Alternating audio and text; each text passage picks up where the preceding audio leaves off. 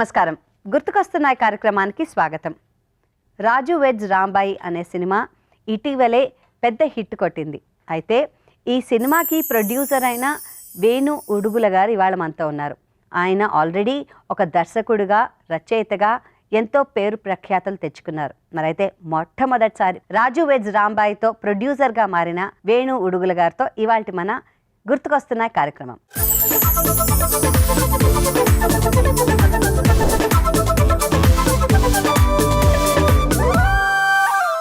నమస్కారం, స్వాగతం, congratulations. Thank you. బాగుందండి, నేను సినిమా చూశాను. Thank you. And hearty congratulations. So ఎలా అనిపిస్తోంది ఇవాళ ఇలాగ ప్రొడ్యూసర్గా ఇక్కడ కూర్చోవడం? సర్ప్రైజింగ్, నాకే బ్లాంక్ అయ్యి అంటే నేను ప్రొడ్యూస్ చేయాలి అనే ఆలోచన ఉన్నప్పటికీ కూడా వెంటనే చేస్తానని అనుకోలేదు. ఆ కథే నన్ను నేను ముందుకెళ్ళడానికి ఒక క్యాటలిస్ట్ లాగా పనిచేసింది. అంతేనా? దానికి ఇంకా ఈటీవీ విన్ వాళ్ళు నా చేయి పట్టుకొని అట్లా ముందు తీసుకెళ్లారు. నువ్వు రా, నువ్వు ప్రొడ్యూస్ చేయి దీన్ని, మేము ఉన్నాము అని చెప్పేసి. ఇప్పుడు జనాల రెస్పాన్స్, థియేటర్లకు వెళ్తున్నాము, జనాల రెస్పాన్స్ చూస్తుంటే కొత్త ముఖాలు, డైరెక్టర్ ఎవరో తెలియదు, హీరో ఎవరో తెలియదు, హీరోయిన్ ఎవరో తెలియదు, ప్రొడ్యూసర్ ఎవరో తెలియదు, కానీ సినిమాకి వస్తుంటే పెద్ద స్టార్ హీరో సినిమాకి వస్తున్నట్టు వస్తున్నారు. కదండి, అంతే, కదే అందులో హీరో. దాన్ని ఎగ్జిక్యూట్ చేసిన విధానం ఖచ్చితంగా, డైరెక్షన్ కానీ చాలా. అంటే నేను చూసాను కాబట్టి సినిమా మాట్లాడచ్చు. ఇంట్లో మన పక్కింట్లో జరిగితే ఎలా ఉంటుందో, లేకపోతే మనకు తెలిసిన ఊర్లో జరిగితే ఎలా ఉంటుందో, ఆ నేటివిటీ ఎక్కడ పోకుండా చాలా సహజంగా తీసిన సినిమా కాబట్టి అందరూ మనదే కదా అన్న ఫీలింగ్ లో ఉన్నారు. కరెక్ట్ అండి. అవును, కరెక్టేనా? అవును. అలా తీయడానికి కూడా ఒక చాకచక్యత ఉండాలేమో అనిపిస్తుంది. యా, ఫస్ట్ ఏంటంటే ఆ డైరెక్టర్కి ఉన్న టెంపర్మెంట్, ఆ డైరెక్టర్కి కొన్ని ఖచ్చితమైన అభిప్రాయాలు ఉన్నాయి. నా సినిమా ఎలా ఉండాలి అని తనకి కొన్ని ప్రాపర్గా కన్విక్షన్ ఉంది. సో తనకు తెలిసిన జీవితాన్ని తనదైన పద్ధతిలో, తనదైన గ్రామీణ వాతావరణంలో, తన ఎక్స్ప్రెషన్తో సినిమా నెరేటివ్ సెట్ చేయటం వల్ల ఒక ఫ్రెష్నెస్ వచ్చింది సినిమాకి. అంటే సినిమా చూస్తున్నప్పుడు బయట ఏదైనా పక్కింట్లో గొడవ అవుతుందంటే మనం కిటికీలో నుంచి ఇట్లా చూస్తాం కదా, చూసినప్పుడు ఎలా అయితే ఉంటుందో అలా ఈ సినిమా అంతా ఒక లైవ్ యాక్షన్ని రిప్రజెంట్ చేసినట్టు ఉంటుంది. సినిమా అంతా కూడా, మేకింగ్ అంతా కూడా ఎక్కడ పని కట్టుకొని షార్ట్లు పెట్టినట్టుగా ఉండదు. చాలా క్యాజువల్ ఫిలిం మేకింగ్. అవునండి, న్యూ ఏజ్ ఫిలిం మేకింగ్. నన్ను అడిగితే ఇది ఓల్డ్ స్కూల్ మళ్ళీ రినోవేటెడ్ అనిపిస్తూ ఉంటుంది. బికాజ్ ఆర్ట్ ఫిలిం అని ఒక ముద్ర వేసిన వాళ్ళందరూ కూడా ఇలాంటి ఫిలిమ్సే ఇప్పుడు ఇష్టపడుతున్నారు. Because are so real. Correct కదా? ఇవన్నీ సహజంగా మనకు జరిగే యూనో విషయాలే. యాక్చువల్లీ చూస్తే మన జీవితంలో ఉండే చిన్న విషయాలే, చిన్నవే. కానీ స్క్రీన్ మీదకి వచ్చినప్పుడు ఒక హ్యాపీనెస్, బ్యూటీ, మనం ఏదైతే కోల్పోతున్నామో లైఫ్లో చిన్న ఆనందాలని, అవి స్క్రీన్ మీద చూసినప్పుడు మనకు చాలా పెద్ద ఆనందం లాగా కనిపిస్తుంది. ఒక నాస్టాలజిక్ ఫీలింగ్ ఉంటుంది పాత విషయాల్ని చూసినప్పుడు. సో అది మీరు రాస్తారు కాబట్టి మీరు చెప్పారు మీ అసిస్టెంట్ అవునండి అని డైరెక్టర్ గారు. సో రాజు వెడ్స్ రాంబాయి డైరెక్టర్ రాస్తున్నప్పుడే మీ కథంలోని ఆ స్పార్క్ గుర్తించారా? అవును, నేను విరాటపురం చేసేటప్పుడు రెగ్యులర్గా కాల్ చేసి డైరెక్షన్ డిపార్ట్మెంట్ జాయిన్ అవుతానంటే ఆల్రెడీ టీం ఉంది, ఇప్పుడు కష్టం అని చెప్పాను. అన్నారా? ఎక్కడ అబ్బాయి ఆయన వరంగల్ ఖమ్మం మధ్యలో ఉంటుంది వాళ్ళ ఊరు, ఇల్లంది అనుకుంటా. అయితే నేను రైటింగ్ టీంలో అయినా పనిచేస్తాను, బట్ నాకు మీతో వర్క్ చేయాలని ఉంది, నాకు మీ అసోసియేషన్ కావాలని అడిగాడు. అలా చేయగా అతను నాకు సురేష్ బొబ్బిలి మ్యూజిక్ డైరెక్టర్ ద్వారా పరిచయం అనమాట. సరే, ఒకరోజు వచ్చిన తర్వాత అలా మాట్లాడుతూ తనకి కొంత అసైన్మెంట్ ఇచ్చి, ఆ రైటింగ్ ప్రాసెస్లో తన ఎక్స్ప్రెషన్ బాగుంది, ఒరిజినల్గా ఉంది తన ఎక్స్ప్రెషన్. ఆ ఎక్స్ప్రెషన్లో ఒక సోల్ ఉంది, చాలా దాని ఏమంటారు గుండెని తట్టి లేపే గుణం ఉన్నది అని అనిపించి నేను ఎంకరేజ్ చేయడం మొదలుపెట్టాను. ఒకరోజు అనుకోకుండా, అన్న నేను డైరెక్షన్ చేద్దాం అనుకుంటున్నాను, మీరు హెల్ప్ చేస్తారా అన్నాడు. స్టోరీ చెప్పు అని నేను అన్నాను. అంటే ఆ హెల్ప్ అంటే ఎవరికైనా పంపించడం, ప్రొడ్యూసర్కి ఎవరికైనా రికమెండ్ చేయమని అంటాం. అంటే రియల్ ఇన్సిడెంట్ అనేసరికి రియల్ ఇన్సిడెంట్ చెప్పు అన్నాను. నాకు రియల్ ఇన్సిడెంట్ పట్ల కొంత ప్రత్యేకమైన ఆసక్తి ఉంది. అందరికీ ఉంటుందేమో. అందరికి ఉంటుంది, అందరికి ఉంటుంది. సో సరేనా ఇన్సిడెంట్ చెప్పాడు. ఇన్సిడెంట్ చెప్పగానే నాకు అసలు నాకు ఒక్కసారిగా నా గుండె ఇట్లా కదిలినట్టు అనిపించింది. అమ్మా ఇంత దారుణంగా ఉంది ఇది అని ఆ రోజంతా బాగా ఆలోచించాను. నైట్ టైంలో అరే ఇది చాలా డార్క్ టోన్లో ఉంది కదా, ఇది ఫస్ట్ సినిమా ఎందుకు, రేపు చెప్దాం మనోడికి, ఇది పక్కన పెట్టి వేరే ఇంకేదైనా బ్రైట్ రోమ్ కామో లేకపోతే ఇంకేదన్నా ఉండేలాగా చూద్దామని చెప్పి అడిగా. నెక్స్ట్ డే డిసైడ్ అయిపోయి నెక్స్ట్ డే అంటే తను అన్నాడు, మీరు కథ ఒకసారి వినండి అన్న, మీరు చెప్పినట్టుగా నేను చేస్తాను అన్నాడు. కథ విన్నప్పుడు లేదు ఇది చేయాల్సిందే అని ఫిక్స్ అయ్యాను. ఆ నెరేటివ్ అంతా చాలా ఆహ్లాదకరంగా ఉంది, లైఫ్ ఉంది, ఒక కొత్త వాతావరణము, లైఫ్ ఉంది. ఎస్, అదే బాగుందండి. అంతే, సినిమాకి అదే ఆకట్టుకుంది. అవును, ఆ కథలో ఒక ఇన్నోసెన్స్ ఉంది. అంటే వాళ్ళ ప్రేమలు, వాళ్ళ కోపాలు, వాళ్ళ అలకలు, బ్యూటీ, అంటే లైఫ్లో ఉండే బ్యూటీ అదంతా చాలా, అంటే వాళ్ళ జీవన సౌందర్యం తెలుగులో కరెక్ట్గా చెప్పాలంటే అది నాకు బాగా నన్ను అట్రాక్ట్ చేసింది. సో ఇలాంటి వాతావరణంలో స్టోరీ లొకేట్ చేయబడితే అప్పుడు కొత్తగా కనిపిస్తుంది కదా, అది నేను ఫీల్ అయ్యా.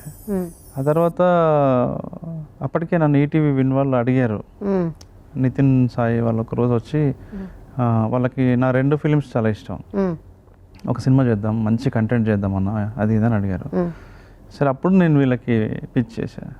తర్వాత బాపినేని సార్కి చెప్పాము ఒకటేసారి. బాపినేని సార్ కూడా సినిమా చాలా బాగా నచ్చింది, పిలిచి అప్రిషియేట్ చేశారు. చాలా హ్యాపీ అనిపించింది. మనం రాసుకోవడం ఒక లెక్క అండి, దాని తర్వాత ఇది ఎవరితో తీయాలి, కొత్త వాళ్ళతో అన్న ఆలోచన కూడా మీదేనా యాజ్ అ ప్రొడ్యూసర్, లేకపోతే డైరెక్టర్ గారిదా, ఎలా అనుకున్నారు? మేమే, డైరెక్టర్ మేము అందరం కలిసి. ఇప్పుడు మనకు వాళ్ళకి ఒక సర్టన్ బడ్జెట్ ఇచ్చారు. అసలు బడ్జెట్ విషయం పక్కన పెడితే ఈ కథ కొత్త వాళ్ళతోనే కరెక్ట్. అంటే నిజంగా వాళ్ళు అసలు నిజంగా చూస్తున్నాం మనుషుల్ని, నిజంగా ఒక ఊర్లో ఒక రాజు, ఒక రాంబాయ్, ఒక ఎంకన్న, వీళ్ళు ఉన్నారు, వాళ్ళని మనం చూస్తున్నాము, అది కలుగుతుంది, ఫీలింగ్ కలుగుతుంది. పాత వాళ్ళు అనుకో బ్యాక్గ్రౌండ్లో ఏదో నడుస్తుంటారు, ఒక బ్యాగేజ్ ఉంటుంది. తెలిసిన హీరో అయితే ఒక బ్యాగేజ్ ఉంటుంది, వాడు చేసిన సినిమాల తాలూకు కొంత ఇంప్రెషన్ ఆడియన్స్ మీద ఉంటుంది. సో అందుకనే జస్ట్ అసలు ఎవరు తెలియని ఫ్రెష్ ఫేసెస్, అదే ఒక చాలా కష్టమైన పని అని అనిపిస్తుంది. కష్టమైన పని అండి, కానీ ఒక తీసుకోవాలంటే స్క్రీన్ టెస్ట్లు కావచ్చు, లేకపోతే ఆ native language, body language. Almost ఒక 3 months మేము ఆడిషన్ చేసాం.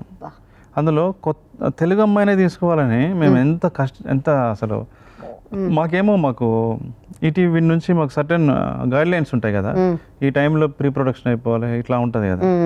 ఆ ప్రీ ప్రొడక్షన్ అయిపోయింది, ఆర్టిస్టులు ఇంకా దొరకల, అలాంటి పరిస్థితి. అందుకని కొంచెం లేట్ అవుతూ వచ్చింది ఈ ప్రాజెక్ట్ అంతా కూడా. ఈ తెలుగు అమ్మాయినే తీసుకోవాలని తిరిగి చూసి లాస్ట్ అనుకోకుండా ఎవరో నాకు పంపించారు ప్రొఫైల్, ఈ అమ్మాయిది, తేజస్విది. అరే అమ్మ భలే ఉంది ఈ పిల్ల అని అనుకున్నాను. అంటే మాకు ఆ ముఖంలో ప్రేమ కనిపించాలి, ఓ ఇన్నోసెన్స్ కనిపించాలి, ఆ ఇమ్మెచ్యూర్నెస్ కనిపించాలి, తర్వాత మేకప్ లేకుండా అందంగా కనిపించాలి, ఆకర్షణీయంగా ఉండాలి, అదే ఇంపార్టెంట్. ఆ అమ్మాయి నాకు నచ్చింది, కనిపించింది. అంటే చిన్నప్పటి సాయి పల్లవి లాగా అలా టక్మని ఇమ్మీడియట్లీ పిలిపించాను. అప్పటి వరకు చూసిన ప్రొఫైల్లో నాకు నచ్చితే డైరెక్టర్ నచ్చేది కాదు, డైరెక్టర్కి నచ్చితే నాకు నచ్చేది కాదు, మా ఇద్దరికి నచ్చితే ఈటీవీ విన్ వాళ్ళు యాక్సెప్ట్ చేసేది కాదు. ముగ్గురు చేయాలి ఇక్కడ అంతా. దాంతో చాలా టైం పట్టింది. ఈ ప్రొఫైల్ మాత్రం ముగ్గురు ఓకే చేశారు, అంతే. రాంబాయ్ తనే చేయాలి, అంతే, ఒకటే దెబ్బ, సింగిల్ షాట్. ఓకే. రాజు ఫాస్ట్గానే అయిందండి. 2-3 ఉండే ఆప్షన్స్, రాజు ఫాస్ట్గానే అయింది. ఎందుకంటే వాడు ఆ లాంగ్వేజ్ తెలుసు, బాడీ లాంగ్వేజ్ కానీ అది కానీ, మన ఫేస్లో కూడా ఇన్నోసెన్స్ ఉంది, చూడడానికి బాగుంది, కళ్ళలో స్పార్క్ కూడా ఉంది వాళ్ళకి, తెలుసా, అదే బ్యూటీ అనిపిస్తుంది. ఎక్కువ మాట్లాడకుండా కూడా కళ్ళల్లోనే, అంటే కళ్ళ ప్యాషన్, తపన కనిపిస్తూ ఉంది. అమ్మాయి అబ్బాయి ఇద్దరు కళ్ళలో ఒక తపన కనిపిస్తుంది, ఒక ప్యాషన్ కనిపిస్తుంది, ఒక కసి కనిపిస్తూ ఉంది. అప్పుడు ఏంటంటే సినిమాలో ఏంటి ఆ క్యారెక్టర్లు ఏంటి కోపం వస్తే చాలా ఎక్స్ట్రీమ్లో ఉంటుంది, ప్రేమ వస్తే ఎక్స్ట్రీమ్ ఉంటుంది, కల్మషం లేని మనుషులు, ఎక్సెంట్రిక్ బిహేవియర్, వాటికి సెట్ అయ్యేలాగా వాళ్ళ ముఖాలు కావాలి. అందుకని వెంకన్న క్యారెక్టర్ కూడా మాకు చాలా మందిని చూసాం. తర్వాత వెంకన్న సెట్ అయిపోయాడు, చైతు. సో క్యారెక్టర్స్ అంతా సెట్ అయిన తర్వాత ఫస్ట్ టైం ఎవరైనా కొత్త వాళ్ళతో ఒక మంచి కథ అనుకున్న చేయాలంటే యాజ్ అ డైరెక్టర్ ఆయన ఎంత కష్టపడ్డారో నాకు తెలీదు, కానీ మీకు కూడా యాజ్ అ న్యూ ప్రొడ్యూసర్ ఒక బాధ్యత ఉంటుంది. సరిగ్గా ప్రాసెస్ చేయాలి, సరిగ్గా మనం ఇవ్వాలి అన్న బాధ్యత కూడా ఉంటుంది. మీకు ఆల్రెడీ డైరెక్షన్ అండ్ కథ అంతా తెలుసు కాబట్టి ఎంత ఉంటుంది అంటారు యాజ్ అ ప్రొడ్యూసర్ ఇన్వాల్వ్మెంట్ ఎలా అంటారు? మీలోని డైరెక్టర్ మధ్యలో వస్తూ ఉంటారా? ఎలా ఉంటుంది మీ ప్రాసెసింగ్, ఎలా ఉంటుంది అసలు? అంటే ఒకటి ఒక అడ్వాంటేజ్ ఏంటంటే సాయిలు కాంపాటి నాతో స్క్రిప్ట్ వర్క్ చేయడం వల్ల సింక్ ఉంది ఇద్దరికి. సో తను ఏం చెప్పినా కూడా నాకు నచ్చుతుంది. సో దాన్ని మేము స్టార్టింగ్లో ఈటీవీ విన్ వరకు తీసుకెళ్ళక ముందుకే నేను కొంచెం సెట్ చేశా దాన్ని. అంటే ప్రాపర్గా డ్రామాని పొజిషన్ చేసాం, దాన్ని కొంచెం మెరుగులు దిద్దామంతే, నేనేం చేసింది లేదు. ఎంటైర్ సోల్ అంతా కూడా సాయిలు కాంపాటి కథ దాన్ని. బట్ కొంచెం క్యారెక్టర్స్ ఆర్క్ చెక్ చేయడం, థీమ్స్ చెక్ చేయడము, ఇంటర్వెల్ ఎలా ఉంది, క్లైమాక్స్ ఎలా ఉంది, బిగినింగ్ స్టోరీ సెటప్ ఎలా ఉంది, ఇవన్నీ చెక్ చేయటం, చిన్న చిన్న ఐడియా చిన్న చిన్న నా ఆలోచనల్ని తనకి, నా అబ్జర్వేషన్స్ని తనకి చెప్పడం చేసి అప్పుడు ఈటీవీ విన్ దగ్గరికి వెళ్ళాము. వెళ్ళిన తర్వాత ఈటీవీ విన్లో కంటెంట్ హెడ్ నితిన్, నేను, మళ్ళీ సాయిలు కాంపాటి అండ్ వాళ్ళ టీం అంతా కూర్చొని మళ్ళీ వాళ్ళు కొన్ని డెవలప్మెంట్స్ చేయించారు. దానికి అనుగుణంగా మళ్ళీ ఒకటేసారి అనుకున్నాం, అలా వెళ్ళిపోయింది అంతే. పదే పదే డైరెక్టర్ని డిస్టర్బ్ చేయడం కానీ అట్లాంటి, నన్ను ఎవరైనా డిస్టర్బ్ చేస్తే నాకు నచ్చదు, నేను డైరెక్టర్గా. అందుకనే నేను సెట్లోకి వెళ్తే కూడా వాడు తను డైరెక్టర్ కాన్షియస్ అవుతాడు కదా. సో అందుకనే నేను సెట్ కూడా ఎక్కువ వెళ్ళేవాడిని కాదు, 3-4 టైమ్స్ వెళ్ళాను. రాహుల్ మోపిదేవ్ అని మా కో ప్రొడ్యూసర్, షూట్ అంతా కూడా తను చూసుకున్నాడు. కానీ ఎవ్రీడే మనకి ఈటీవీ విన్కి నాకు ఎవ్రీడే ఫుటేజ్ వస్తుంది, ఏం షూట్ చేశారు ఆ రోజు ఏంటి అని. నాకు ఏదైనా డౌట్ ఉంటే సాయిల్కి ఫోన్ చేసి, డైరెక్టర్ ఫోన్ చేసి అడగటం ఇవన్నీ చేసేవాడిని. అక్కడ ఏమైనా ప్రాబ్లమ్స్ వస్తే, ఛాలెంజెస్ వస్తే నేను ఫోన్లో మాట్లాడడం ఇవన్నీ చేసేది ఎవ్రీడే. బట్ నేను షూట్కి వెళ్తే తను కాన్షియస్ అవుతాడు అని, ఇబ్బంది పడతాడని చెప్పి నేను, ఇది కంప్లీట్గా మహబూబాద్ దగ్గర ఒక రూరల్ ఏరియా అండి, ఫారెస్ట్కి దగ్గరగా ఉండే ఏరియా. చాలా బాగుందండి, చాలా బ్యూటిఫుల్. నేను చూసాను కాబట్టి మీరు చెప్తుంటేనే నాకు విజువల్స్ వస్తున్నాయి, ఎంత బాగుందో. అంటే తెలంగాణలో మనం విలేజెస్ అనగానే మనం చాలా దూరం వెళ్తాం కదా, కోనసీమకి వెళ్తాం. కానీ ఇక్కడ తెలంగాణలో కూడా చాలా మంచివి ఉన్నాయి, ఎక్స్ప్లోర్ చేయలేదు. మేము చాలామంది చేశారు, మేము హిట్ అయితే ఎక్కువ రీచ్ ఉంటుంది కదా, అట్లా మేము. కానీ అక్కడ చాలా కష్టం, షూటింగ్ చేయడం చాలా కష్టమైంది మాకు. ఎందుకంటే చిన్న పినీస్ కావాలన్నా, ఇంకేదైనా అది కావాలన్నా 10 కిలోమీటర్లు వెళ్ళాలి.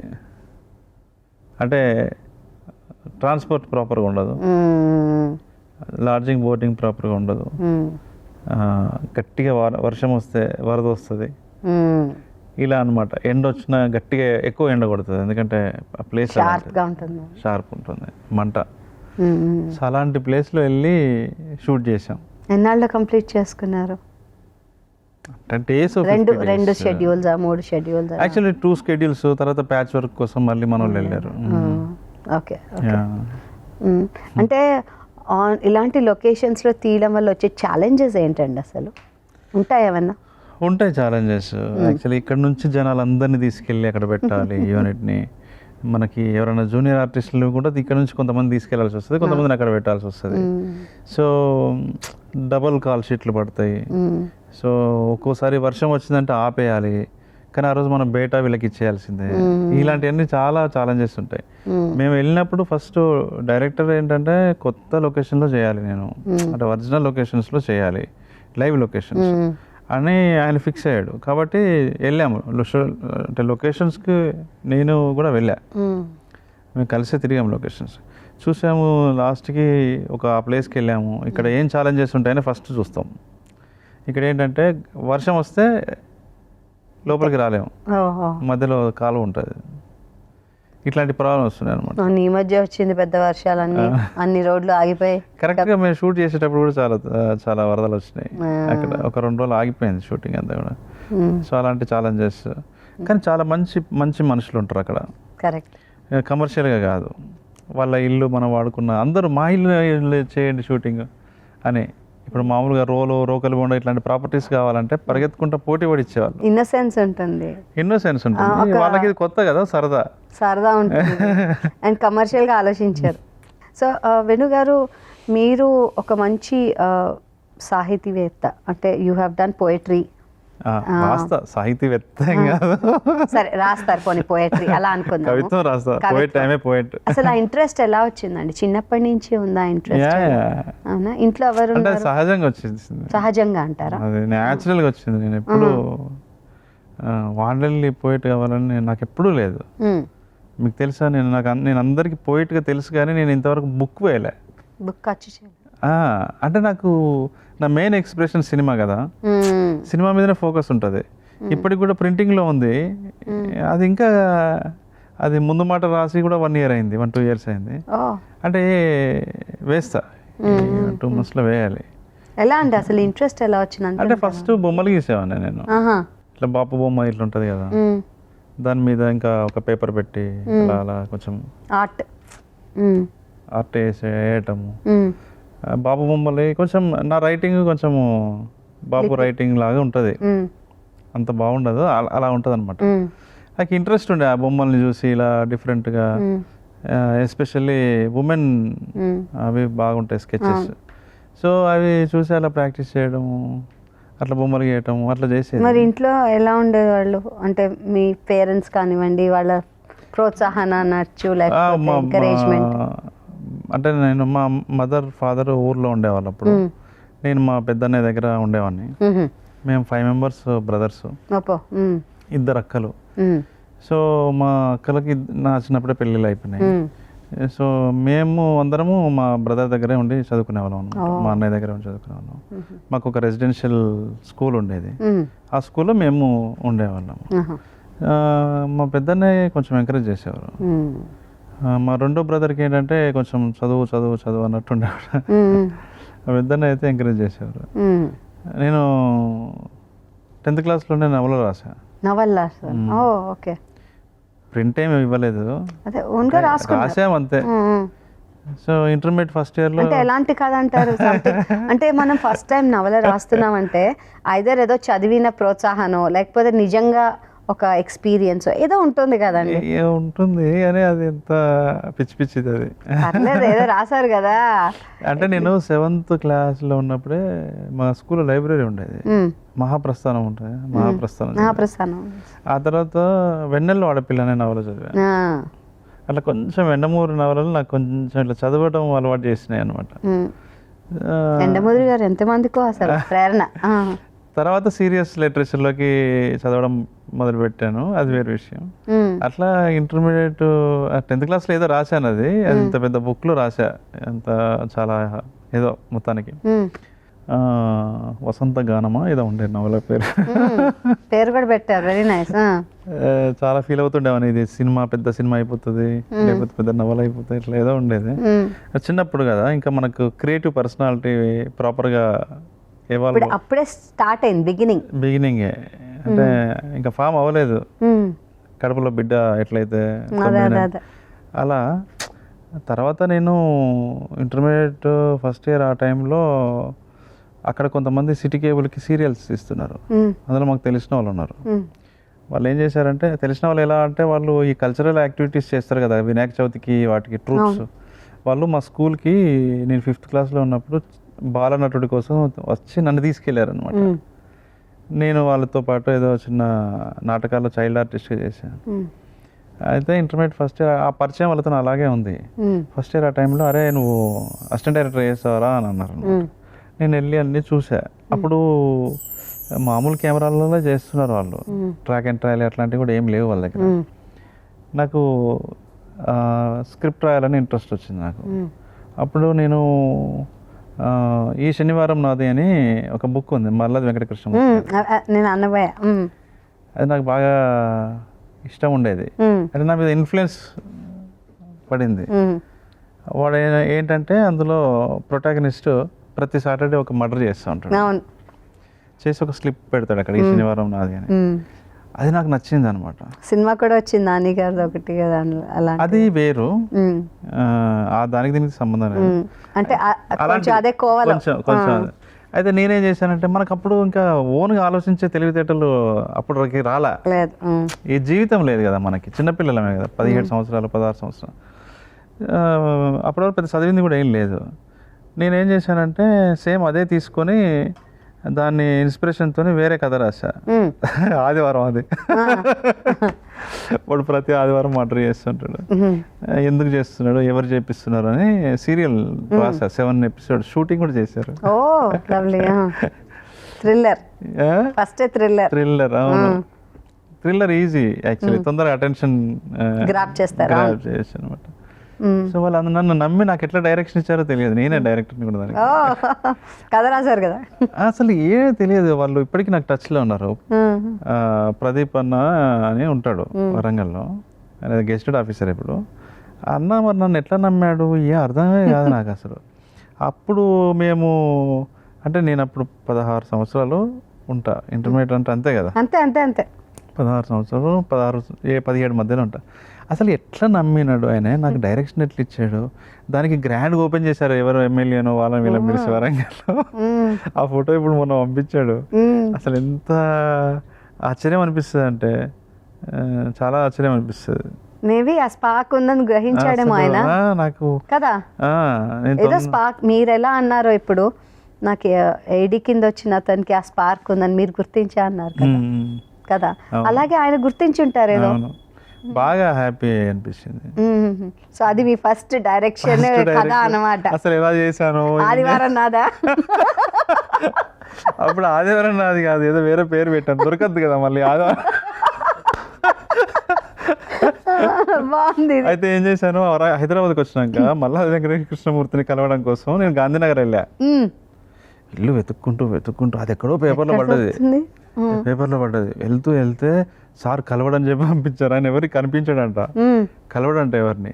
ఇల్లు ఎత్తుకుంటే మొత్తానికి వెళ్ళారు, సంతోషం. వెళ్ళాము. ఒక రోజు సార్ లేరని చెప్పాడు.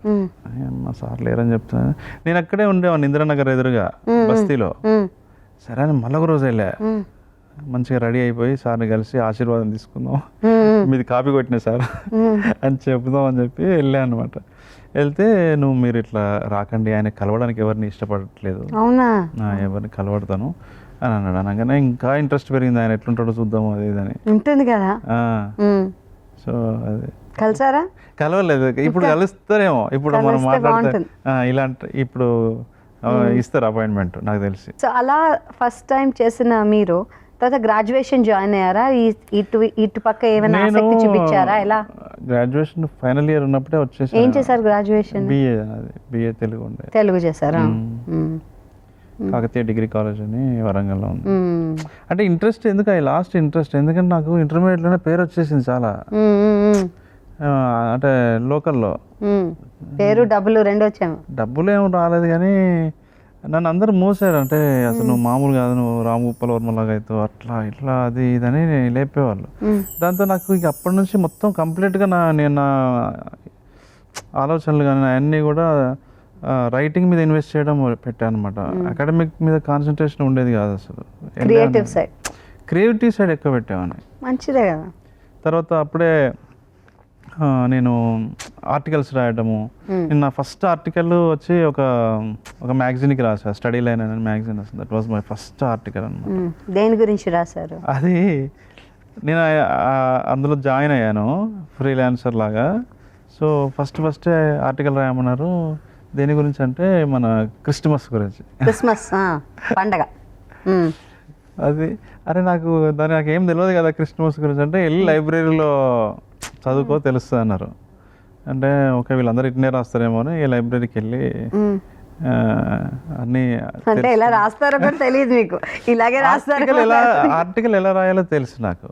ఆయన నేర్పించాడు. కానీ అసలు ఆ కంటెంట్ గురించి తెలియదు నాకు. క్రిస్టమస్ అంటే ఎందుకు క్రిస్టమస్ అనే బేసిక్ తెలుసు అంతే. జీసస్ గురించి బేసిక్ సిలువ వేయబడ్డాడు మళ్ళీ వచ్చాడు ఇది మాత్రమే తెలుసు.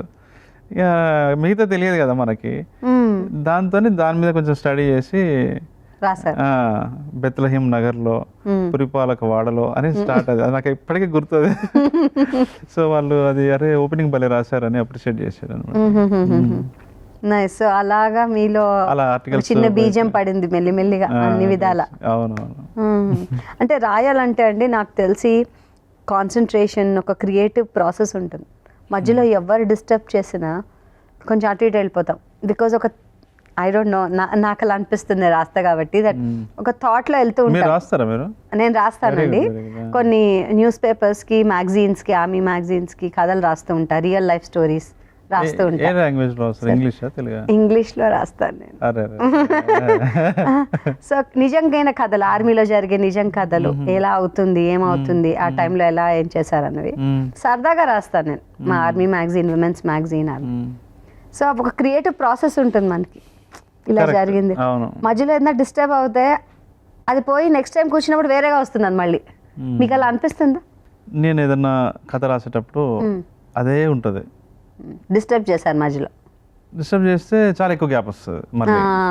అదే అంటున్నా, ఎక్కువ గ్యాప్ వస్తుంది. వన్స్ నేను అందులో నుంచి డిస్కనెక్ట్ అయినా అనుకోండి, నేను మళ్ళీ కనెక్ట్ అవ్వడానికి చాలా గ్యాప్ ఉంటుంది.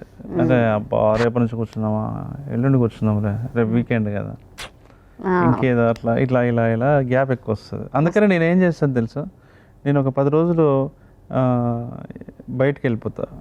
బయటకంటే వేరే దేశాలు కాదు, ఇక్కడే రిసార్ట్లోనే వెళ్ళిపోయి 10-15 days అక్కడే ఉంటాను అంతే.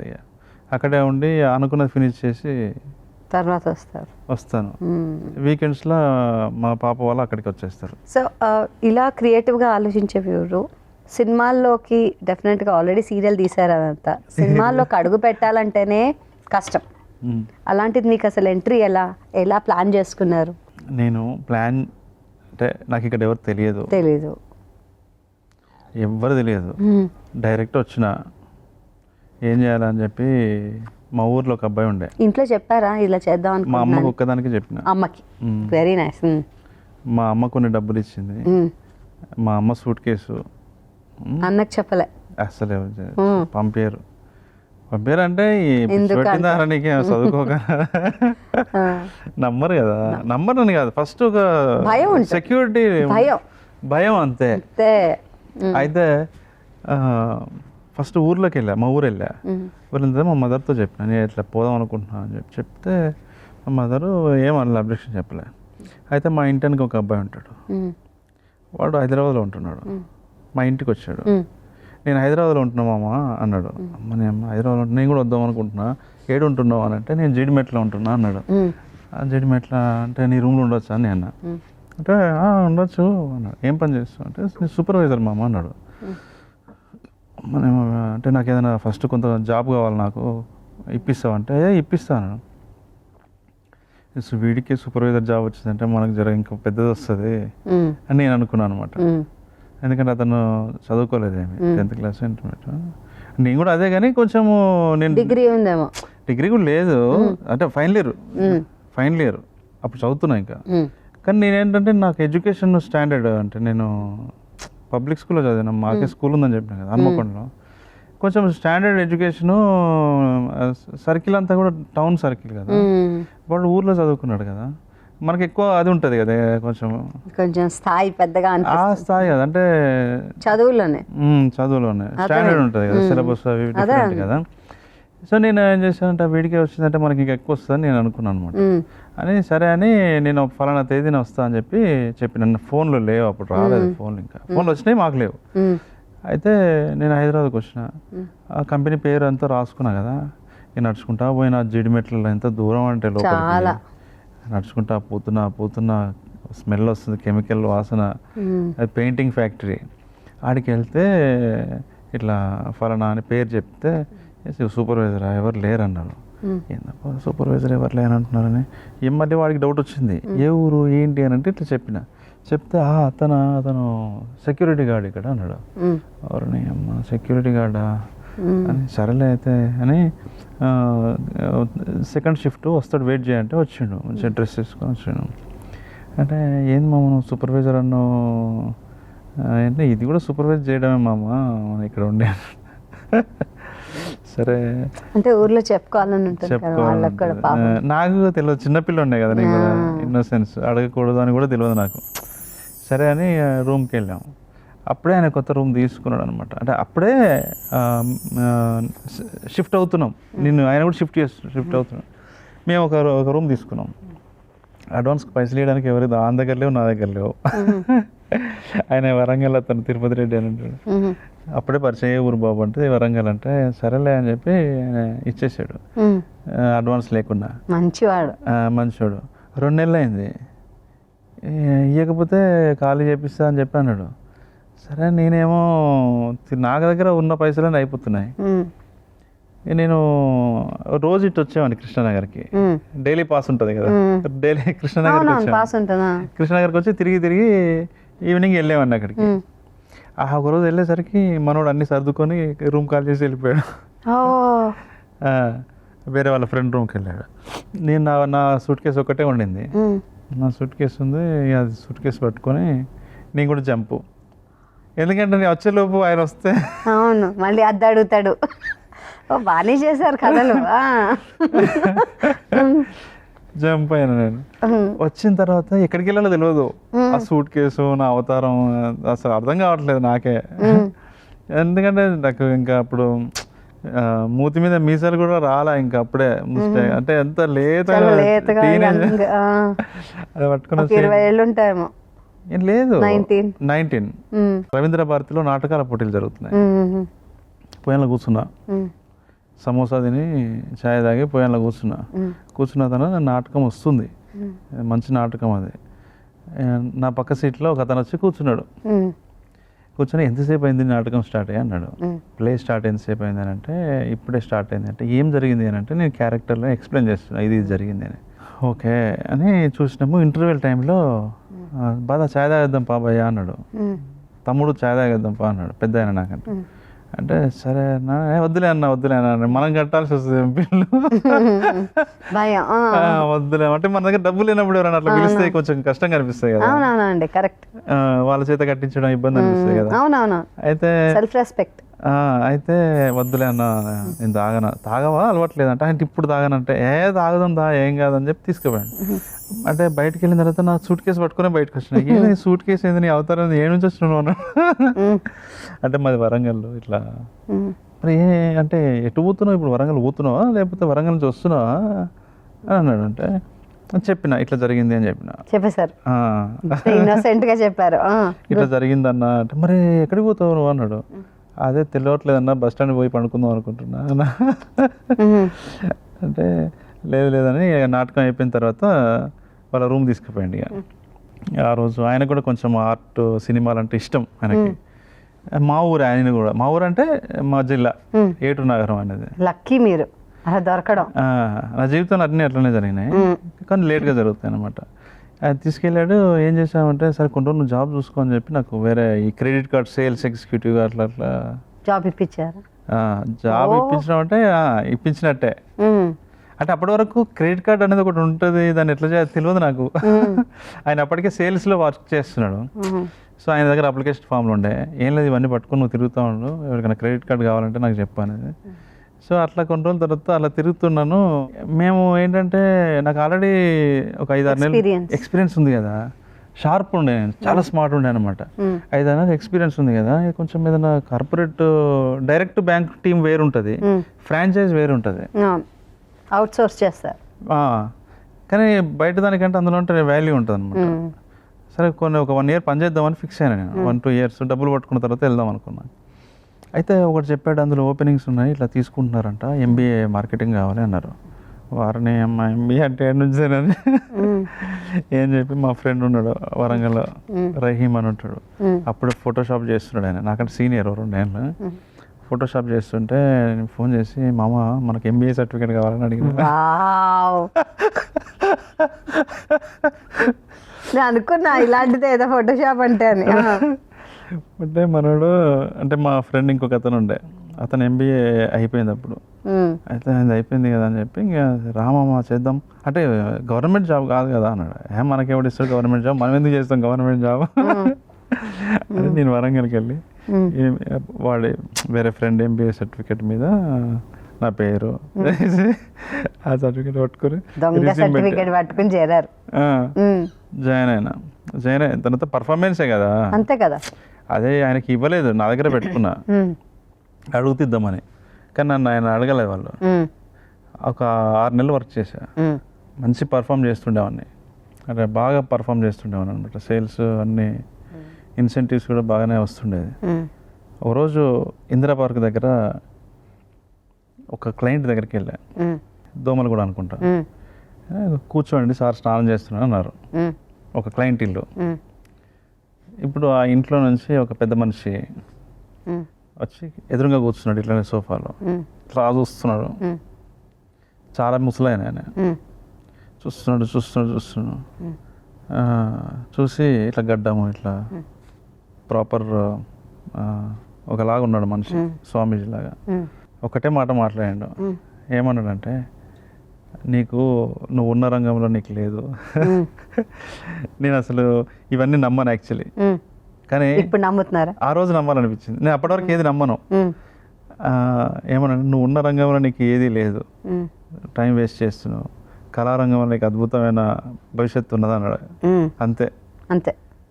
అదే రోజు జాబ్ మానేసి. అలా అవుట్ సైడర్ సడన్ గా కనిపించి చెప్తే మీరు మానేసారా? అలా కాదు, ఇంత నమ్మకం. అలా కాదు.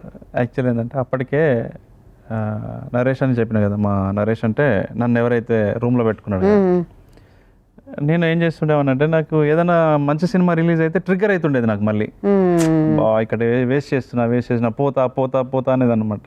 పీకుతుంది కదా మనసు. నేను వెళ్ళిపోతా అంటే మనోడు నువ్వు వెళ్ళిపోతే ఎట్లా, ఏదన్నా దొరకబట్టుకొని వెళ్ళిపో అని అనేటాడు అనమాట. సరే ఆ రోజు అప్పటికే నేను మానేద్దాం, ఈ మంత్ మానేస్తా లేదంటే నెక్స్ట్ మంత్ మానేస్తా, చిన్న కమిట్మెంట్స్ ఉంటాయి కదా, ఫైనాన్షియల్ కమిట్మెంట్స్, అలా పోస్ట్ పోన్ అవుతుంది. అయితే ఆ పెద్ద మనిషి చెప్పేసరికి అంటే మనకు నచ్చిన విషయం చెప్పాడు కదా, నీకు అందులో భవిష్యత్తు ఉంది అని, నాకు ట్రిగ్గర్ అయింది అని మానపడతా అని చెప్పేసి ఆ రోజు ట్యాంక్ బండ్ మీద ఇద్దరం కూర్చొని మాట్లాడుకున్నాను. నేను మానేస్తా అన్నా, నాతో కాదు ఇది నేను అని చెప్తే సరే అన్నాడు. ఇక నేను మానేసిన తర్వాత మా ఫ్రెండ్ ఒక అతను ఉన్నాడు, ఇప్పుడు చక్రవర్తి అనే ఒక ఆర్టిస్ట్ ఉన్నాడు కదా, పాపులరే, టీవీలోనే చాలా సీరియల్స్ చేశారు, హీరోగా అట్లా చేశాడు. ఓకే, అయితే అతను అంటే నాకంటే చాలా పెద్దోడు, కానీ ఆయనతో తిరుగుతున్నాం మేము. ఆయన ఇంకొక మంది మా కాలనీలో ఫ్రెండ్స్తో మేము తిరిగే ఉన్నాం అనమాట. ఓకే, వాళ్ళ ఫాదర్ కూడా యాక్టింగ్ ఇంట్రెస్ట్ ఉండే, వాళ్ళ ఫాదర్ అప్పుడు నేను సీరియల్ చేసినప్పుడు యాక్టింగ్ చేశాడు ఆయన కూడా. సో ఆయనకి నీకు తెలిసింది నేను ఇక్కడ తిరుగుతున్నానని, సినిమా కోసం తిరుగుతున్నానని, వేరే ఫ్రెండ్ ద్వారా. ఆయన వెతుక్కుంటూ దోమలు కూడా నా రూమ్కి వచ్చి నన్ను తీసుకొని వెళ్ళి మధుమహంకాళి ఉన్నారు కదా, ఆయన దగ్గర నన్ను అసిస్టెంట్ డైరెక్టర్ పెట్టారు. అసలు మిమ్మల్ని వెతుక్కుంటూనే వచ్చింది కదా అసలు. అప్పుడు ఎవరికంటే అలా పిలిచి మరీ వెతుక్కుంటూ ఇస్తారు. సో అప్పుడు మధుమహంకాళి గారి దగ్గరికి త్రిపురనేని సాయి చంద్ గారు వచ్చేవారు, అక్కడ డాక్యుమెంటరీస్ అవి చేశాడు ఆ స్టూడియోలో. ఒకరోజు ఆయన నేను 90s లోనా ఇది? లేదు మొన్న అండి, 90s కాదు, లేట్ 90s, 2005 2006 లో. 90s అంటే చాలా అది కదా, పెద్ద దూరం అది. 2006-05 ఆ టైంలో, ఎర్లీ 2000s. ఓకే, ఎర్లీ 2000 అంతే, 20 years బ్యాక్. సో అప్పుడు సాయి చంద్ గారిని అడిగాడు, ఎవరైనా యంగ్ రైటర్ ఎవరైనా ఉన్నారా అని. అప్పటికే వాళ్ళకి నేను పోయిటరీ రాస్తా అని వాళ్ళ సీరియల్కి రాయటము, అసిస్టెంట్ రైటర్గా మధుమహంకాళి సార్, రూపాదేవి గారు ఉన్నారు కదా, వాళ్ళు కొంచెం దగ్గర నేను. సో ఎవరైనా యంగ్ రైటర్ కావాలి నాకు, ఇట్లా పరివర్తన అని ఒక నవల ఉంది నాన్నది, దాన్ని దూరదర్శన్ కమిషన్ టెలిఫిలిం చేయాలి అని అంటే ఆయన నన్ను పరిచయం చేశాడు ఆయనకి. దానికి నేను రాసా, దానికి నంది అవార్డు కూడా వచ్చింది. దానికి కో డైరెక్టర్గా వర్క్ చేశా, రైటింగ్ చేశా దానికి. అంటే మీతో పాటు ఎవరైనా ఉన్నారండి ఆ టైంలో? చూడండి, రాయడం ఒక లెక్క, స్క్రీన్ ప్లే ఒక లెక్క. మీకు రుక్మిణి కృష్ణ గారు అని ఉంటాడు కదా, చాలా ఇష్టం నాకు ఆయన. అసలు ఇంత పెద్ద డైరెక్టర్ కావాలి, రుక్మిణి కృష్ణ గారు దానికి డైరెక్టర్ ఫస్ట్. ఆహా. ఆయన గైడ్ లైన్స్తో నేను రాసేవాను అనమాట. ఓ, సో ఆయన గైడ్ చేసేవారు. గైడ్ చేసేవాళ్ళు. అసలు స్క్రీన్ ప్లే ఏంటి, లేకపోతే అప్పటికే నేను కొంచెం పుస్తకాలు చదవటం నాకు ఐడియా ఉంది. నేను అప్పటికే ఫిలిం ఫెస్టివల్స్ అవి ఇవి తిరుగుతుండేవాడిని. అప్పటికే నాకు జర్మన్ ఫిలిమ్స్, ఇరానియన్ ఫిలిమ్స్ నా అంటే పర్స్పెక్టివ్ మారిపోయింది. అంటే ఇలా కూడా సినిమాలు ఉంటాయి అని. సో అది ఆయన కనెక్ట్ అయినా నేను, అట్లా చేసాం మేము. తర్వాత అదొక ఫస్ట్ టర్మ్ ఎక్స్పీరియన్స్ అన్నమాట. అంటే మీరు చేసిన సీరియల్ తర్వాత ఓన్ గా యాజ్ ఎ యంగ్ బాయ్, ఇది వేరే కదండి. దూరదర్శన్ ఇదైతే నాకు మజా అనిపించింది మస్తు. వేరెక్కడో వెళ్ళి షూటింగ్ చేయటము, నేను కూడా డైరెక్టర్ ప్లస్ రైటరు, మస్తు మజా వచ్చింది. నాకు ఇప్పటికి గుర్తు, మేము ఒక 4 రోజులు అక్కడ బయట అవుట్డోర్ లో ఉండటము, చాలా మంచి అలా సీరియల్ ఎక్స్పీరియన్స్ వచ్చింది ఒకటి. సీరియల్ కాదు, అది టెలిఫిలిం. ఓకే. తర్వాత సాయి చంద్ గారు నన్ను మదన్ గారి దగ్గర పెట్టారు అసోసియేట్ డైరెక్టర్గా. అలా చాలా సినిమాలకి గోస్ట్ రైటర్గా, గోస్ట్గా డబ్బులు ఇచ్చేవాళ్ళు కదా. ఎవరికో ఇస్తే ఫస్ట్ ఒక రైటర్ ఉంటాడు, ఏ అనేవాడు రైటర్ ఉంటాడు. ఏ అనేటోడు ఏంటంటే బి అనేటోడితోనే మాట్లాడుకొని నువ్వు కొంచెం రాసి పెట్టు, నీకు ఇంత డబ్బులు ఇస్తాను. బి అనేటోడు సి అనేటోడికి, డి అనేటోడికి కూడా ఇస్తాడు. అందులో నేను డీనో సార్ అవన్నీ చెప్పండి సార్, నా ప్రేక్షకులకి అవే కావాలి వాళ్ళకి. నేనేం చేసామనంటే, నాకు ఇష్టం ఉండదు నా పేరు రావద్దు, రైటింగ్ నా పేరు రావద్దు. ఓకే, రాసేవాడిని అనమాట. ఎందుకంటే అదే పిచ్చి కథలు ఉంటాయి, దాంతో మనం ఎందుకు అని. నేను డైరెక్టర్ అవ్వడం నాకు ఇష్టము, నా గోల్ అది కదా. సో దట్ నేను చాలా రాశాను నేను. కొన్నప్పుడు సినిమాలు చూస్తుంటారు, ఇదేదో మనం రాసిన స్క్రీన్ లా ఉంది. సో నేను కూడా ఏం చేసామనంటే ఫాస్ట్ గా రాసేవాడిని. అంటే ఇది ఎలా పెంచుకోలేదా అండి అప్పుడు అలా చేసి? అంటే నేను కొంచెం ఇంట్రోవర్ట్ గా, లిమిటెడ్ సర్కిల్ ఉండేది. ఎక్కువ మంది దగ్గరికి వెళ్ళటం, నాకు నేను వెళ్ళటం అట్లా అంతా లేకుండే. ఇప్పుడు మనం రాసేది ఎవరికి తెలియదు, ఆ రైటర్కి అసలు రైటర్కి తెలియదు, అసలు డైరెక్టర్. చాలాసార్లు ఏం చేసామంటే కొరియన్ సినిమాల్లో సీన్స్ కాపీ కొట్టి రాసేవాడిని, గుర్తు రాకుండా చేసేవాడిని. ఎందుకంటే మనది కాదు కదా, మన పేరు పడట్లేదు కదా. మనకేమో రేపు కావాలి, ఎల్లుండి కావాలని టార్చర్ ఉండేది. అసలు వాళ్ళేమో బట్టలు చింపుకునే వాళ్ళు, ఎంత బాగా రాసావు. నేనేంటంటే మనకు ఫుడ్ కోసం అంతే, ఏదో తిండి కోసం. వాళ్ళవి కూడా అసలు అవి మామూలు స్టాండర్డ్ సినిమాలు, అవి రెగ్యులర్ కమర్షియల్ సినిమాలు. సొంత ఆలోచనలు ఇచ్చినా వాళ్ళు దాన్ని కమర్షియలైజ్ చేసి వేస్ట్ అవుతాయి. ఇప్పుడు నేను నా ఓన్ ఆలోచనలతో నేను ఒక సీన్ రాశాను అనుకోండి, అలా కాదు. ఇప్పుడు మీకు ఒక ఎగ్జాంపుల్ చెప్తా. డైరెక్టర్ ఉన్నాడు, తెలిసి ఫేమస్ డైరెక్టర్.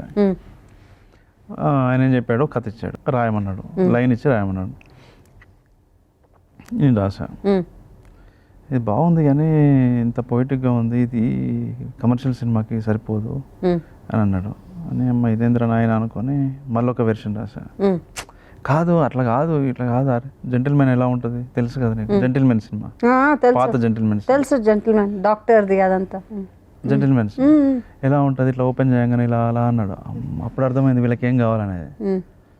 సరే సార్ నేను 1 వీక్లో వస్తాను చెప్పిన. నాతో పాటు మా అసిస్టెంట్ ఉండేవాడు. ఇది 2012లోనో 13లో జరిగింది. ఇది అసిస్టెంట్ని పెట్టుకొని రూమ్లో అది VCD ఏదో ప్లేయర్ పెట్టా. జెంటిల్మెన్ ఒకసారి చూసా, రాసుకోరా సీన్ అని చెప్పి. మళ్ళీ మీకు ఒక అసిస్టెంట్? నాకు అసిస్టెంట్ ఉండే, బిజీ అయిపోయినా రైటింగ్ గోస్ట్ అటు ఇటు అని. రాసుకోరా ఇప్పుడు అని చెప్పి, అది అక్కడ ఏముందో స్ట్రక్చరు అది తీసి మారుతాయి, క్యారెక్టర్లు మారుతాయి, కథలో వాతావరణం అవి ఇవన్నీ తీసి దాన్ని అడిదిప్పి ఇడిదిప్పి మసాలా వేసి రాసాం. రాసి నెక్స్ట్ డే ఆయన మా ఇంటికి వచ్చి తీసుకెళ్ళాడు. ఆయన థాయిలాండ్ షూటింగ్కి వెళ్తూ వేరే పెద్ద హీరోతో షూట్ చేస్తూ మా ఇంటి దగ్గరికి వచ్చి తీసుకెళ్ళాడు. తీసుకెళ్ళి థాయిలాండ్ నుంచి మళ్ళీ ఫోన్ చేశాడు, థాయిలాండ్ బ్యాంకాక్ ఏదో. బా ఇది ఇప్పుడు నువ్వు కరెక్ట్ మీటర్లో ఉన్నావు అన్నాడు. ఆయనకు తెలియదు మనం అది జెంటిల్మెన్ సినిమానే మళ్ళీ ఆయనకి రాసిచ్చా. అంటే నాకు మొదటి నుంచి ఆయన జెంటిల్మెన్ సినిమాలో ఇలా ఉంటుంది అలా ఉంటుంది అని జెంటిల్మెన్ని రిఫరెన్స్ ఇస్తుండేవాడు. దాన్ని ఎందుకు అడ్రస్ చేస్తున్నా నాకు అర్థమయ్యేది కాదు. కానీ నాకు అర్థమైంది, తర్వాత అర్థమైంది లేట్గా, ఓకే ఆయనకి జెంటిల్మెన్ సినిమాలా కావాలి అని అర్థమైంది. అక్కడ పచ్చళ్ళ అక్కడ అప్పడాల వ్యాపారం ఉంటుంది, మేము పచ్చళ్ళ వ్యాపారం పెట్టారు. ఓపెన్ చేస్తే ఒక పెద్ద లారీ నిండా నిమ్మకాయలు ఇట్లా ఇట్లా కింద పోస్తున్నారు, ఒక లారీ నిండా మామిడికాయలు ఇట్లా, ఒక లారీ నిండా టమాటాలు, ఇంత పెద్ద సెటప్ అనమాట. ఇలా ఇలా వాళ్ళ చెల్లెని పిలుస్తూ ఉంటాడు అనమాట కొబ్బరికాయ కొట్టి ఓపెన్ చేయడానికి. ఇట్లా ఇవన్నీ చేస్తే జనాలకి అంటే డైరెక్టర్స్ ఇప్పుడు మారింది సినిమా చాలా, కానీ చాలా 13, 14, 18లో మారింది కరెక్ట్. నేను డైరెక్టర్ అయిన టైంలో సినిమాలు మారినాయి. కరోనా తర్వాత ఇంకా మారే. కరోనా తర్వాత స్ట్రీమింగ్ ఏరాలో మనం స్ట్రీమింగ్ ఏరా. దిస్ ఇస్ కాల్డ్ స్ట్రీమింగ్ ఏరా. ఎస్ అలా రాస్తున్న మీకు మీ ఓన్ కథ రాసి ఇంకా తీయాలి చాలా, ఇదంతా తలకాయ నొప్పి అన్నది ఎప్పుడు అనిపించింది? మొదటి నుంచి అనిపిస్తుండేది నాకు. అవును, కానీ ఎప్పుడు యాక్చువల్లీ ప్రారంభించారు ఇది నేను రాసుకున్న ఈ కథ నేను తీస్తా? ఇప్పుడు నేను చెప్పిన కదా జెంటిల్మెన్, ఆ టైంలో ఖాళీగా ఉన్నా. రవి పనస అని ఒక ఫ్రెండ్ ఉన్నాడు, పిఆర్ఓ. తెలుసండి రవి పనస. ఆయన ఏమన్నాడంటే, వేణు ఇట్లా అసోసియేట్ డైరెక్టర్గా పనిచేస్తావా, ఇట్లా ఎన్ శంకర్ ఒక సినిమా తీస్తున్నాడు అని చెప్పాడు. తెలంగాణ తెలిసిన వాళ్ళు కావాలంట, హిస్టరీ అది అంటే నేను వెళ్ళా.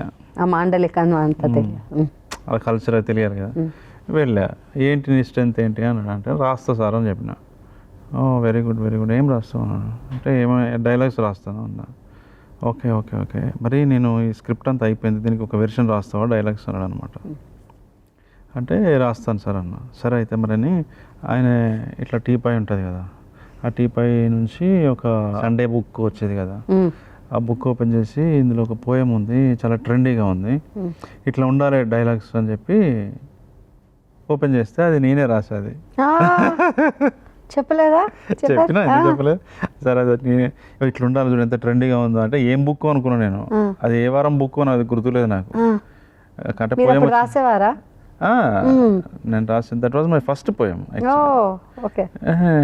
ఇట్లా ఇట్లా ఉండాలంటే ఏం సార్ అది ఏది అంటే ఇట్లా చూపించాడు. సరే అది నేనే రాసింది, నా పేరు అది నేను అంటే షాక్ అండి.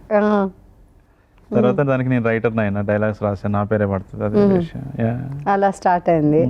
ఓకే, మీ ఓన్ కథ తీసుకుని వెళ్ళాలంటే ఒక యుద్ధం అది నాకు తెలిసి.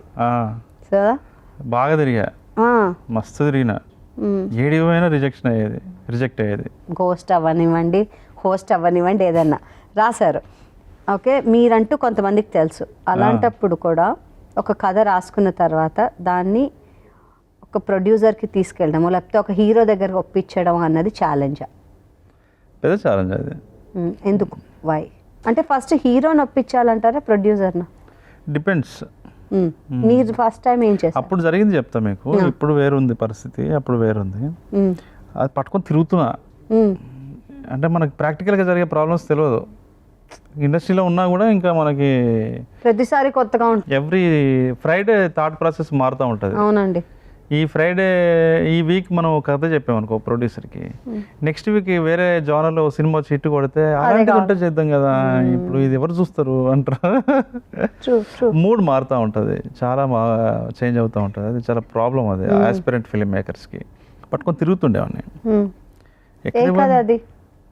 అది వేరే కథ. అది తిరుగుతూ ఉంటే ఒకరోజు నా పోయం వచ్చింది. వస్తే ఆ ఫోన్ చేశాడు ఒక ఆయన. చాలా ఫోన్లు వచ్చినాయి నాకు, నంబర్ ఇస్తారు అక్కడ. ఫోన్ చేసి ఎక్కడ మీది, ఏ ఊరు, ఏంటి అని అడిగితే మాది వరంగల్ సార్. వరంగల్ ఎక్కడ అది అని అంటే చెప్పాను. ఇంత బాగా రాసావు, ఏం చదువుకున్నావు, ఏంటి అన్నీ అడుగుతున్నాడు. అన్నీ అడిగి ఏం చేస్తున్నావు అంటే, నేను అసిస్టెంట్ డైరెక్టర్ని సార్ అన్న, ఇప్పుడు సినిమా డైరెక్షన్ చేయడం కోసం తిరుగుతున్నా అన్న. అంటే అప్పుడు ఆయన నా పేరు చంద్రబోస్ అని చెప్పాడు. చంద్రబోస్ గారు, చంద్రబోస్ గారు. అన్నా మీరా అన్నా అన్నా అన్నా నాకు చాలా ఎక్సైట్మెంట్ వస్తుంది. అన్నా మీరా అన్నా నాకు చాలా ఇష్టం మీరు, అది ఇది అని. అంటే మా ఏరియా నుంచి వచ్చినాడు కాబట్టి ఇన్స్పిరేషన్ ఉంటుంది కదా. అన్నా నాకు చాలా ఇష్టం అన్నా మీరు అంటే, అది ఇది అని అంటే, లేదు తమ్ముడు నువ్వు రా, మా ఇంటికి రా, నేను రేపు రండి మీరు, నేను మీకు హెల్ప్ చేస్తాను అంటే. సరే అన్న. నెక్స్ట్ డే వెళ్ళి కథ చెప్తే ఆయన ఏమన్నాడంటే, ఇది వద్దు, బడ్జెట్ ఎక్కువ, నిన్ను నంబర్ ఎవరు, తక్కువ బడ్జెట్ లేదని ఉంటే చెప్పు అన్నాడు. తక్కువ బడ్జెట్ కావాలా అంటే చెప్పంటే అప్పటికప్పుడు ఇంకో కథ చెప్పా. చాలా బాగుంది ఇది, ఈ లైన్ బాగుంది, నేను రేపు యూకే వెళ్తున్నా అని చెప్పి టక్కున సురేష్ బాబు సార్కి ఫోన్ చేశాడు. డి సురేష్ బాబు గారు ఫోన్ చేసి సార్ ఇట్లా మా ఊరు అబ్బాయి చిన్నపిల్లోడు యంగ్ బాయ్ చాలా మంచి కథ తక్కువ బడ్జెట్ ఈ 3 మాటలు చెప్పాడు. పంపించి అన్నాడు. సరే సార్ మీకు మీ నంబర్ ఇస్తున్నాను పంపిస్తున్నా అని చెప్పాడు. నెక్స్ట్ కాల్ జెమినీ కిరణ్ చేశాడు. సేమ్ 3 మాటలు. యంగ్ ఫెలో మా ఊరు అబ్బాయి ఎక్స్ట్రాడినరీ కథ తక్కువ బడ్జెట్ అని ఆయన కూడా పంపించేసే అన్నాడు. కేఎస్ రామారావు చెప్పాడు. 3 చెప్పాడు. చెప్పి ఈ 3 ఇట్లా ఏదో ఒకటి నీకు ఓకే అవుతుంది, నేను యూకే నుంచి ఒక 4-5 డేస్లో వస్తా, నాకు నువ్వు గుడ్ న్యూస్ చెప్పాలి, నా ఫోన్ అక్కడ పనిచేయదు అని చెప్పాడు. సరే అని నెక్స్ట్ డే మార్నింగ్ భయం అవుతుంది నాకు పోవాలంటే. పోస్ట్ పోన్ చేస్తే బాగుండు, సురేష్ బాబు దగ్గరికి వెళ్ళాలి, పోస్ట్ పోన్ అయితే బాగుండు అని. ఎందుకంటే నాకు చాలా మంది దగ్గరికి వెళ్ళి రిజెక్ట్ అయినా కదా, కథ బాగుందనే వాళ్ళు కానీ భయం అనమాట. పోలేక Suresh productions Ramaraj studio gate దగ్గరికి వెళ్ళి వెళ్ళకుండా బ్యాక్ వచ్చేసా. అయ్యో వెళ్ళలే, భయం అవుతుంది నాకు. అంటే ఫియర్ ఆఫ్ రిజెక్షన్, వేరే భయం కాదు. అంతే, అర్థమైంది. అక్కడ నుంచి మళ్ళీ అన్ని రిజెక్షన్స్ వస్తాయి. జెమినీ కిరణ్ గారి దగ్గరికి వెళ్ళా కానీ కలవాల మా ఎట్లా అని. సరే అని డైరెక్ట్ కేఎస్ రామారావు గారి దగ్గరికి మాత్రం ఎట్లనే కలవాలని చెప్పి వాళ్ళ కొడుకున్నాడు. కలిసిన వెళ్ళి వాళ్ళ కొడుకుని కలవమన్నారు, పోయినా పోతే ఆయన కొన్ని విషయాలు ఏవో అడిగాడు, చెప్పాను. నాకు ఒకసారి స్టోరీ అంతా నాకు మెయిల్ చేస్తావా అన్నాడు. అమ్మాయ్య బతికిపోయినా చెప్పమని లేదు కదా, మెయిల్ చేయమన్నాడు. ఇట్స్ వెరీ అంటే కంఫర్ట్. వచ్చేసిన తర్వాత నేను మెయిల్ చేయలే, అయ్యారే రిజెక్ట్ అవుతామని. 3 రోజులు పోయింది, 4 రోజులు పోయింది, 2-3 వారాలు అయిపోయింది. వాళ్ళు నాకు ఫోన్ చేస్తున్నారు, ఏది మన జెమినీ కిరణ్ గారి దగ్గర నుంచి ఎక్కడి నుంచి ఫోన్లు వస్తున్నాయి, అంటే వాళ్ళ అసిస్టెంట్లే. నేను లిఫ్ట్ చేయట్లే. మధ్యలో చంద్రబోస్ అన్న 2 సార్లు ఫోన్ చేస్తే కూడా లిఫ్ట్ చేయలేదు, వాట్సాప్ కాల్. తర్వాత ఒక 2 వీక్స్ తర్వాత నాకు ఒక గిల్ట్ వచ్చింది. అరే ఆయన అంత పెద్దవాళ్ళ దగ్గరికి ఫోన్ చేసి చెప్పిండు, నేను పోలేదు అని గిల్ట్తోనే ఆయన టచ్లోకి వెళ్ళట్లే. 1 మంత్ తర్వాత ఒకరోజు నాకు ఫోన్ చేశాడు, కందికొండ ఫోన్ చేశాడు. కందికొండ గారని తెలుసండి, కందికొండ గారు అందరు తెలుసా. ఫోన్ చేసి ఇట్లా ఏడున్నావు అన్నాడు. అన్నా నేను రూమ్లో ఉన్నా అన్నా. కాదు బోసన్న ఫోన్ లిఫ్ట్ చేస్తలేవాట నువ్వు అన్నాడు. అది చూసుకోలేదన్నా. కాదు ఇట్లా అడుగుతున్నాడు, వేణు ఎక్కడున్నాడు అడుగుతున్నాడు, నువ్వు రా ఇప్పుడు పిలుస్తున్నాడు అన్నాడు. నాకు జల్లు అంది, వాయమ్మా ఇప్పుడు ఏందిరా నాయన, ఇప్పుడు ఏంది తిడతారా ఆయనే, కరెక్టే కదా, భయం ఉంటుంది కదా. అంటే ఇప్పుడే రావాలా అన్న, రేపు పొద్దున్న రావాలా అన్న. లేదు ఆయన బిజీగా ఉంటాడు, ఇప్పుడు వాకింగ్ చేస్తున్నాం మేము ఇద్దరము, నువ్వు కూడా మనం వాకింగ్ చేసుకుంటూ మాట్లాడదాం, నువ్వు రా అన్నాడు అనమాట. ఇంకా పోయినా, భయపడుకుంటా మెల్లగా పోయి తిరుగుతున్నాం అనమాట. తిరుగుతూ ఆయన ఏమనుకుంటున్నాడంటే 3 రిజెక్ట్ చేశారు అనుకుంటున్నాడు ఆయన. పాప ఆయనకు తెలియదు కదా, 3 రిజెక్ట్ చేశారు కదా, అది కొంచెం షై, అంటే అందుకనే చెప్పట్లేదు, మొహమాటంతోనే ఫోన్ లిఫ్ట్ చేయట్లేదని ఆయన అనుకుంటున్నాడు. నేను వెళ్ళగానే బాగున్నావు అది ఇదనే బాగున్నాను అన్నాను. అన్న తర్వాత నేను నీకు ఒక మాట చెప్తా, నువ్వు నా ఫోన్ ఎందుకు లిఫ్ట్ చేయట్లేదు అన్నాడు.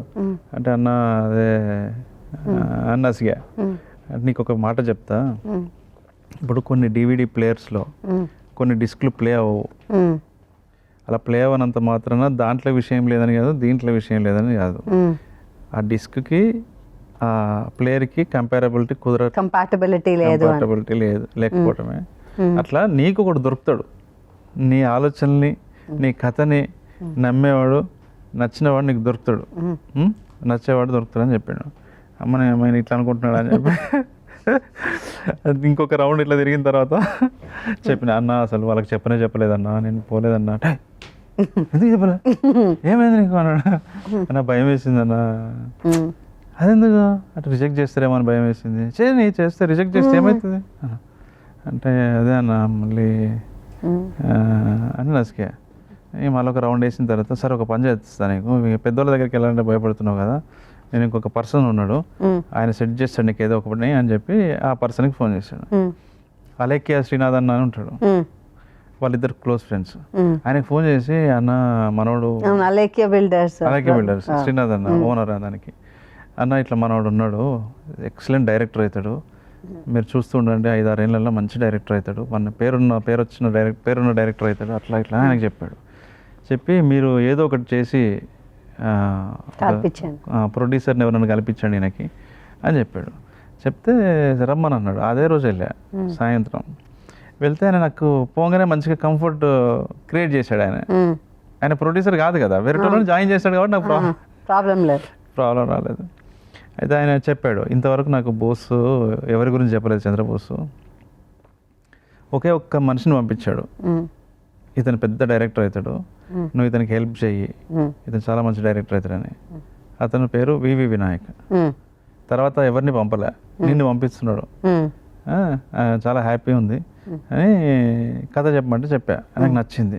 నచ్చితే ఇమ్మీడియట్లీ ఏం చేశాడంటే ఆయన హీరో నితిన్ వాళ్ళ సిస్టర్కి ఫోన్ చేసి చెప్పాడు.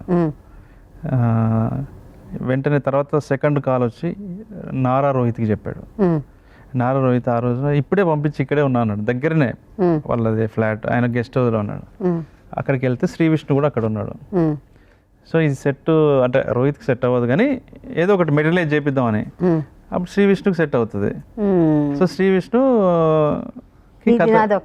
అదే నీది నాది ఒకే కథ, అలా సెట్ అయింది. బట్ నేను విష్ణు గారు కలిసి చాలా మంది దగ్గరికి వెళ్ళాం, ప్రొడ్యూసర్ దగ్గరికి. అది పెద్ద స్టోరీ, అది చాలా పెద్ద స్టోరీ. అది లాస్ట్కి ఇంకా ఇది ఎవరు చేసేలా లేరని చెప్పి అప్పుడు రోహిత్ గారే మనమే చేద్దాం దీన్ని అని చెప్పి విష్ణు గారి వైఫ్ ప్రశాంతి మెయిన్ ఆమె ఇనిషియేటివ్ తీసుకుంది. ఆమె ముందుకు వచ్చింది, మనమే చేద్దాం ఇంత మంచి కథ అని.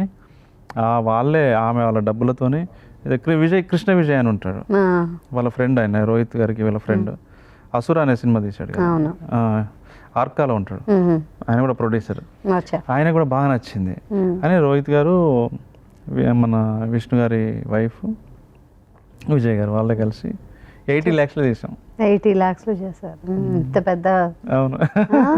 అసలు ఇప్పుడు తలుచుకుంటే ఒకలాగా అనిపిస్తుంది చాలా. అంటే as a director first time చేసినప్పుడు అండి ఏమైనా నేర్చుకుంటారా మీరు? అంటే ఆల్రెడీ మీకు ఎక్స్పీరియన్స్ ఉంది, అంతా ఉంది, లెర్నింగ్ కదా, it's a process. Film making every time it's different కదండి. సెట్కి వెళ్ళిన తర్వాత మారుతుంది, ఎందుకంటే వేరే వేరే మైండ్స్ జాయిన్ అవుతాయి కదా. కెమెరామెన్ ఒకటి చెప్తారు, కరెక్ట్, అలా అలా అలా ఆర్టిస్ట్ చెప్తారు, నేను ఇలా కూర్చుంటా, నన్ను అలా కూర్చుంటా, నేను నిలబడే చెప్తా డైలాగ్ అన్నారు అనుకోండి, we have to plan according that, వాళ్ళ కంఫర్ట్ని బట్టి అని మారుతూ ఉంటుంది. బెటర్ రావచ్చు కూడా. మ్యాజిక్ ఎప్పుడు కూడా ఆన్ సెట్లో జరుగుతాయి నేను నమ్ముతా. ఎప్పుడు ఆన్ సెట్లో నేను విరాటపురం కానీ నీది నాది ఒకే కథ కానీ, నీది నాది ఒకే కథలో ఒక ఫేమస్ డైలాగ్ ఉంటుంది, కొబ్బరి బొండలో ఉంటుంది జీవితం కదా, మీలాగా లెక్చరర్లు డాక్టర్లు ఇంజనీర్లు బతుకులా అని చెప్పి మెకానిక్ ఇది జీవితం కదా అనే డైలాగ్ ఉంటుంది చూసారా, అది అక్కడ రాసింది, అది లేదు ముందు. అంటే కొన్ని అలా జరుగుతాయి అంతే. విరాటపురంలో కూడా కొన్ని డైలాగ్స్ బయట ఏవైతే కోట్ చేశారో కొన్ని అక్కడికక్కడ రాసినాయి అనమాట. అట్లా కొన్ని షార్ట్స్ కానీ కొన్ని సింబాలిక్ షార్ట్. ఇప్పుడు నీది నాది ఒక కథలో ఒక పతంగ కనిపిస్తుంది, కైట్. హీరో చాలా డల్గా ఒక నిస్సహాయ స్థితిలో ఉన్న ఒక మూమెంట్లో ఆయన షార్ట్ తీస్తున్నాము, ఒక కైట్ ఎక్కడి నుంచి వచ్చి వెనకాల అదే షార్ట్ తీస్తున్నాము, సెకండ్ టేక్లో అది వచ్చి కొమ్మకు తట్టుకుంది, ఇట్లా ఇట్లా రెపరెపలు ఆడుతుంది, అది ఫ్రేమ్లో లేదు. అరే అబ్బా ఫ్రేమ్లోకి వస్తే బాగుండు అనుకున్నాం, థర్డ్ టేక్ చేసాం, దాన్ని ఫ్రేమ్లో పెట్టి చేసాం. ఇక ఏం చేసాం మేము, అరే ఇక్కడ కథ కైట్ ఉంది కదా, సరే వీడి సైకో ఎనాలిసిస్ చూపించినప్పుడల్లా కైట్ని మనము రిప్రజెంట్ చేద్దాం, మెటాఫర్ లాగా ఉంటుంది అని చెప్పి ఆ తర్వాత 2-3 చోట్ల మళ్ళీ కైట్ని చూపించాం అనమాట. కానీ రాసేవాళ్ళు అసలు ఎంత డైరెక్టర్